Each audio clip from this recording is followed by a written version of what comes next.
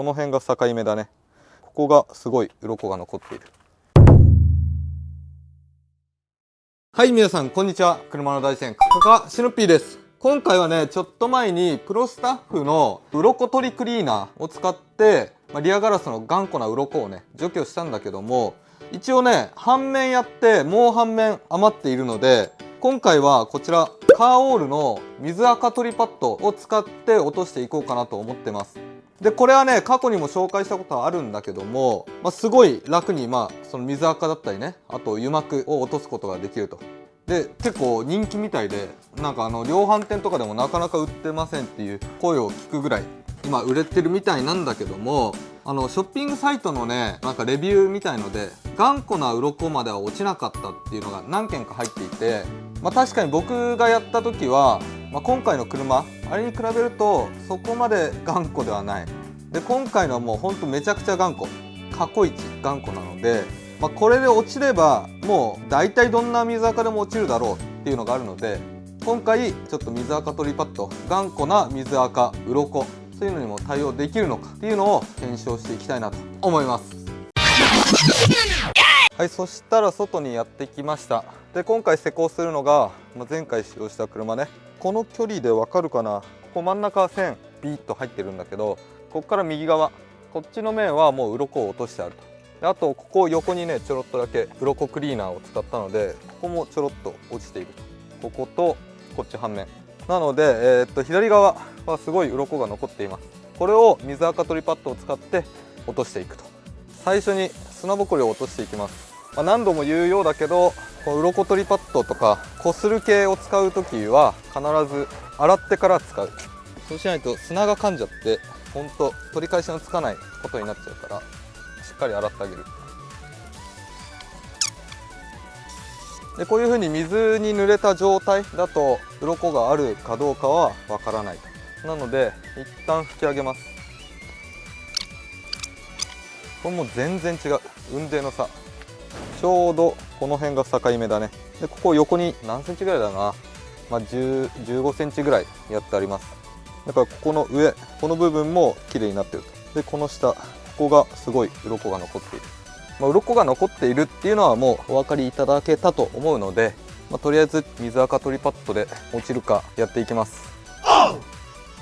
で物がこれね。でこれ浴槽の鏡にも使えるって書いてあるので、結構ね頑固な水垢も落とせるんじゃないのかなと僕は思っています。でこのパッドの部分に軽く水をつけて、あとは磨いていくだけ。こういった感じで、これのいいところはすごい磨きやすい、力を入れやすいっていうのかな。でこういう角もできるね。この間の鱗取りクリーナーだとこの厚みがありすぎて、この上の方がなかなかねできなかったんだけど、これだったらできると。鱗の厄介なところがこの状態、こういう白っぽくなっている状態だったり、あと水がかかっている状態だと鱗が取れているかどうかがわからない。この状態じゃ全然わかんない。なので確認するときは一回乾かさないとダメだね。で磨くときは縦横が一番いいかな。縦で落ちない汚れも横で落とすと。でこの辺見るとまだ残ってるね。で現状はそんな力入れずにこすってます。ほんと支えるぐらい。もうちょっと力入れた方がいいのかなとも思ってる。でこれもう落ちなかったらごめんなさい言うしかないね俺が。ヒョウ柄だね。けど最初よりは減ってるような気がする。もうちょっと強くこすった方がいいかもっていう感じはしてるね。前回のね鱗取りクリーナーをね結構ガシガシいってたので、この辺はね傷つく可能性がゼロじゃないので加減しながらだね。ある程度は落ちるけど全部落ちきんない可能性もあるし、研磨力で言ったらプロスタッフの方がある可能性もなきにしもあらず。ちょっとその辺はね僕には分からない。この辺まだまだすごいね。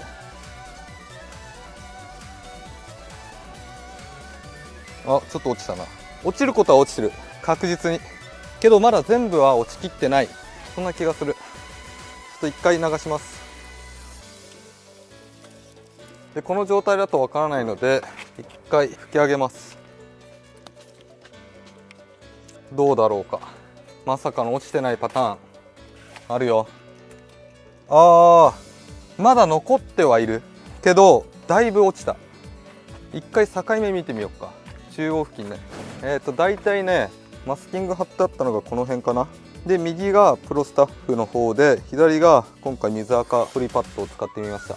でこの辺はね比較的力を入れていたからか落ちています。で上の方まだね力が入れきれてない場所、下の方ね結構ね適当にやったから残ってます。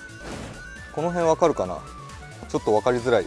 2センチぐらいはちょっと鱗がねびっしりついているけど、上の方はもう消えてるね。でまだ頑固なところは若干残ってる。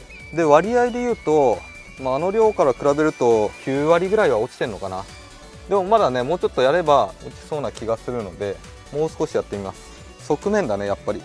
この辺とかどう？ここ1センチぐらいやっぱ端の方だからやりきれてないけど、右の方は綺麗になってる。こっから右ね。で前面こういう状態だったから間違いなく落ちてはいる。あとはまあどっちの方が楽か、どっちの方がその威力が強いのか、その辺だね。じゃあもうちょっと続けてやってみます。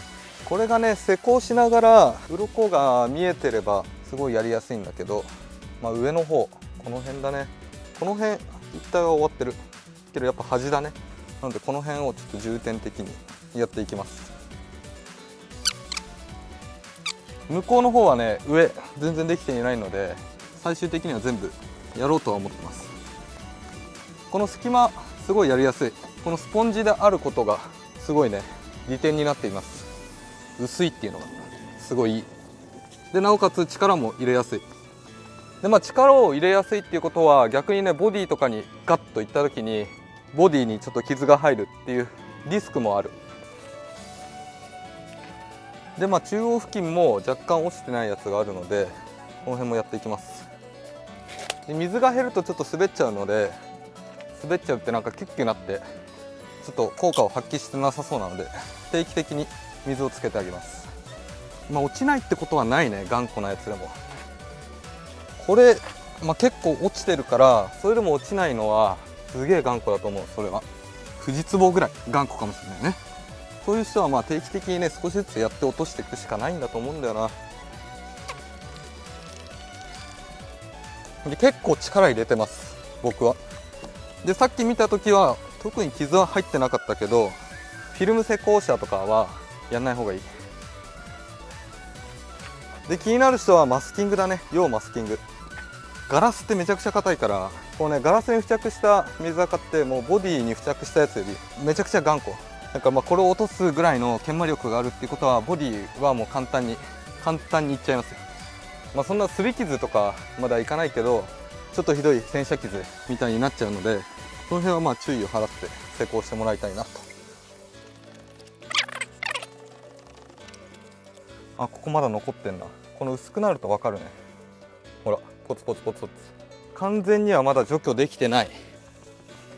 これか。頑固な水垢っていうのはある程度落ちても、若干1個2個残ってたり、それが落ちないんだ多分ね。これ結構やったけど正直まだ落ちてないものもある。9割落ちたって言ってもその1割が残ってると気になるもんね。大変だ。油膜取りに比べるとすごい大変。これはね機械使いたくなるわ。だいぶ落ちたね。こういう薄い状態になると結構見やすくなったり、まだ残ってるわっていうのがね見えたりするんだけど、こうやるとこの鱗のところに液剤がつく、引っかかってるので分かりやすい。ここにちょっと大きいのがいたり、ここら辺にポツポツいたりね。今日もだいぶもう9割9分ぐらいは落ちてるんじゃないか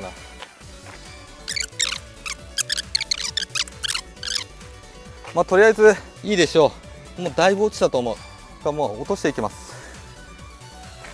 結構やったので傷もちょっと見つつ、鱗は落ちているのかどうか。すごいツルツルしてる。こっちすごいな。上の方右上、この間のやつでやりきれてないところ気になるんだよね。一応ちょっとカーシャンプー使ってあげます。で厄介なのが、この車このリアガラスだけじゃなくて、運転席の横とあと助手席の横、ガラス全面がねこういった状態。今日中にね終わらせるってなるとなかなかきついね。それぐらいねこの鱗取りって労力を使います。だいぶ綺麗になってんな。傷もないね。この辺ねさっきまで1センチぐらい水垢残っていたんですが、なんもないね。綺麗。逆に残ってるところを探すか。あ、ここだね。うっすらちょっとカメラでわかるかなっていうレベル。これわかるかな。ここがちょろっと1箇所ポツンと残っているぐらいで、あとはもう綺麗になってるね。でよく見ると、何箇所かね他にも点々点とあるんですが、けどその辺はね以前やった水垢クリーナー、あれも、若干の残りはあったので、これを確認しながらまたここをやるとか、そういう風にねしていかないと、若干の鱗は残るけど、もうほぼほぼない。素晴らしい。全然いいと思います。そしたらね側面もやっていきます。これわかるかな。助手席の鱗なんですが、これをここから半分だけをやっていこうと思います。この辺かな。ここからこっちをやろう。そしたらちょっと洗います。でこのバイザーより下はね油膜取りしてあるので浸水状態だと思う。でこの状態だと鱗がよくわからんと。なので拭き上げます。さっきやったことをちょっと繰り返してるだけなんだけど、どう？すごい鱗？ちょっとカメラを確認できないのでちょっと難しいんですが、ここだね。この辺、こっからこっちをやっていきます。新しいパターンだね。内側から見るパターンで、ちょっとバイザーが邪魔で上の方は後でしっかりやるので今はお許しください。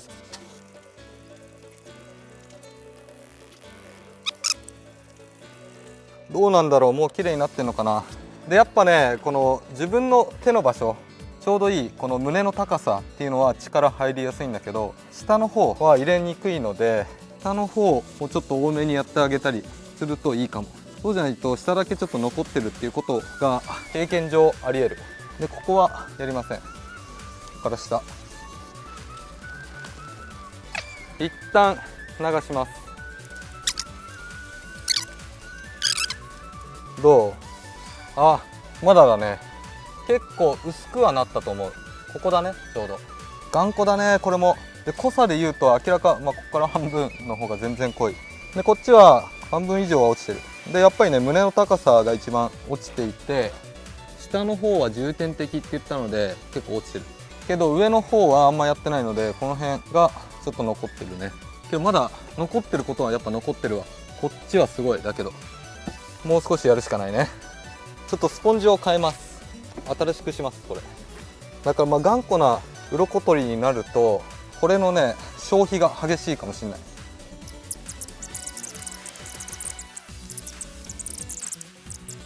どう？多分この上の方は取れてないと思うけど、下の方はねいい線いってると思うんだよね。全部取れてないにしろ。だいぶ綺麗になった。もうほぼほぼ9割ないね。あとはもう上の方のちょっと力を入れづらかった場所ぐらい。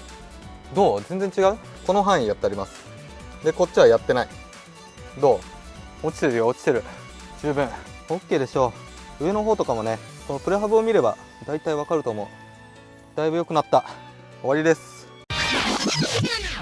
はい、といった感じで動画の方以上になります。で今回は水垢取りパッドを使って頑固な水垢鱗が落ちるのか実際にやってみました。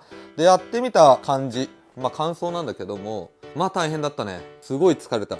やっぱねその水垢のその症状っていうのも軽いものから頑固なもの、症状がひどいものまであるので、今回のはね、なかなか重症ですごい大変だった。で前にね上げた動画のやつはもう少し軽めのね鱗だったのかなと今思っています。今日どっちにしろ落ちたは落ちた、落ちたは落ちたんだけども、注意点としてはやっぱその研磨タイプ、今回のやつもそうだし前回のプロスタッフのやつもそうなんだけど、削るっていうことはそれなりにガラスに傷つくリスクもあると。でなかなか落ちないからむやみやたらに力を入れてやるってなるとさらにリスクが高まる。これはね覚えておいてもらいたい。どの商品でももう削るってなったらそういうリスクがあるので、絶対に傷つかないかって言われるとそれは正直ね傷つきませんとは言えない。それはやっぱね研磨力が上がれば上がるほど傷つくリスクっていうのはあるけど、研磨力が下がれば逆に鱗が落ちないっていうね、そこら辺がねちょっと難しいところなんだよね。だから僕が言いたいのはここまで頑固になる前に、油膜除去ぐらいで済ませられるぐらいに保っておきたい。メンテナンスをしておきたい。それが一番ベストかな。こまでやるとやっぱそれなりに力を入れてこすらないといけないし、で今回は大丈夫だったんだけど、そのガラスによってはね、今回の力加減でやっても傷つく可能性はゼロじゃない、これはもうそういうものだからしょうがない。で今回は研磨タイプを使ったんだけど、次回ちょっと溶剤タイプを使おうと思っています。溶剤タイプはどちらかというと楽にね、そんなゴシゴシこすらずに、その鱗を落とせるんだけども、ガラスに傷つかないけど体への影響が出てくる可能性がある。あそこまでね頑固なものを溶かして落とすっていうことはそれなりのデメリットもあると思うんだよね。だからその辺を踏まえて、商品選びっていうのをしていった方がいい。一概に今回の水垢トリパッドがいいですよっていうわけでもないし、水垢がない油膜がある状態だけだったらわざわざ水垢トリパッドを使う必要もない。黄色瓶でもいいし、そこはそのリスクと自分の車の状況を考えながら商品を選んでいく。これがすごい重要なことだと思うので、皆さんもねその自分の車とあとそのリスク面を考えながら商品を選んでもらえればいいのかなと思います。